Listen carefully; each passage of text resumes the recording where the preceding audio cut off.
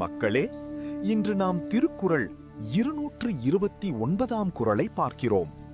இது திருக்குறளின் அறத்துப்பால் பகுதியில் உள்ள துறவறவியல் என்னும் பகுதியில் இடம்பெற்றுள்ள ஈகை அதிகாரத்தைச் சேர்ந்த குறள். இரத்தலின் இன்னாது மன்ற நிரப்பிய தாமே தமியர் உணல். இந்த குறள் சொல்ல வருவது என்னவென்றால், ஒருவர் பிறரிடம் சென்று உதவி கேட்பது மிகவும் கஷ்டமான விஷயம்.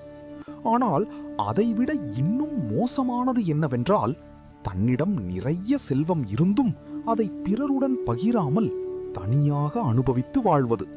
சிலர் தங்களிடம் எல்லாம் இருந்தும் பிறரின் கஷ்டத்தை கவனிக்க மாட்டார்கள், தனக்காக மட்டும் வாழ்வார்கள்.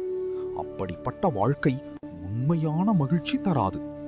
நாம் சாப்பிடும் உணவில் கூட பிறருக்கு ஒரு பகுதி கொடுத்து வாழ்ந்தால் அதுதான் உயர்ந்த வாழ்க்கை. பசித்தவரின் பசியை உணராமல் தனியாக வாழ்வது மனிதநேயமற்ற வாழ்க்கை. அதனால் நமக்கு இருப்பதை பிறருடன் பகிர்ந்து வாழ வேண்டும்.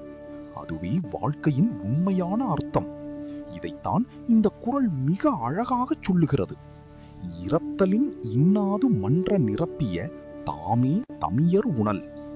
அடுத்த குறளில் மீண்டும் சந்திப்போம்.